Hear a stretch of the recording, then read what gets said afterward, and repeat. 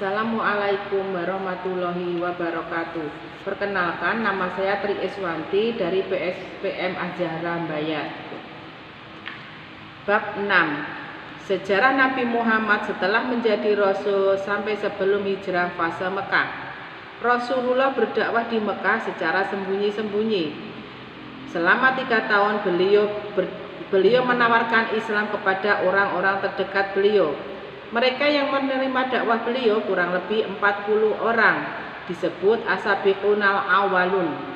Di tahun keempat kenabian, beliau berdakwah secara terang-terangan. Beliau mendapat dukungan dari Abu Thalib, sedangkan mendapat yang menentang adalah Abu Lahab, sehingga turun surat Al-Lahab. Inti dari dakwah beliau adalah mengajak tauhid dan meninggalkan syirik. Rumah Arqam sebagai markas dakwah beliau. Di tahun kelima kenabian, karena kekejaman dan penindasan kaum musyrikin yang sudah kelewat batas, beliau memerintahkan para sahabatnya untuk hijrah ke Habasyah di Ethiopia, sebab di sana ada raja yang adil. Hijrah pertama diikuti oleh 12 laki-laki dan 4 perempuan. Hijrah yang kedua 83 laki-laki dan 11 perempuan. Di tahun ke-6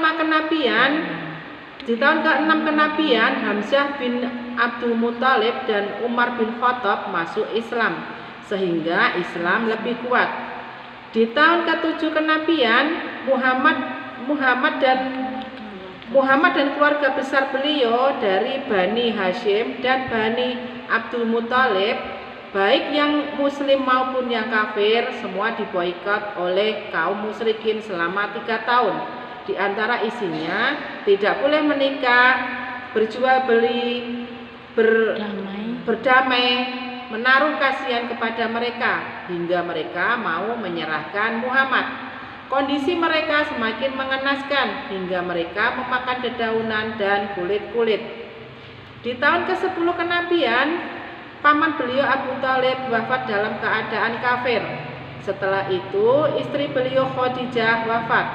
Tahun ini disebut tahun kesedihan karena mereka berdua adalah pendukung dakwah utama beliau. Masih di tahun ke-10 kenabian, beliau ditemani oleh Zaid bin Haritsah berdakwah di Thaif, tapi di sana dilempar dan diusir penduduk setempat. Masih di tahun 10 kenabian, beliau Isra Mi'raj dari Masjidil Haram Mekah ke Masjidil Aqsa Palestina, lalu naik ke langit sampai Sidratul Muntaha menghadap Allah.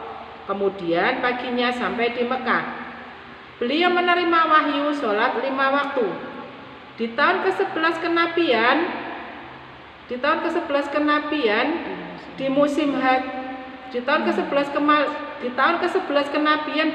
haji, beliau bertemu dengan 6 bibit unggul dari Yasrib Madinah sebagai awal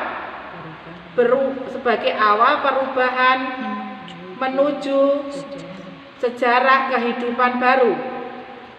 Di tahun ke-12 kenabian terjadi Baiat Aqobah pertama, diikuti oleh 12 laki-laki dari penduduk Madinah. Lalu beliau mengirimkan Mus'ab bin Umair untuk berdakwah di Madinah.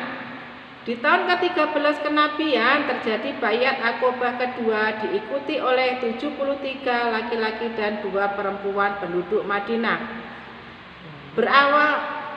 Berawal dari sini akhirnya Rasulullah hijrah ke Madinah.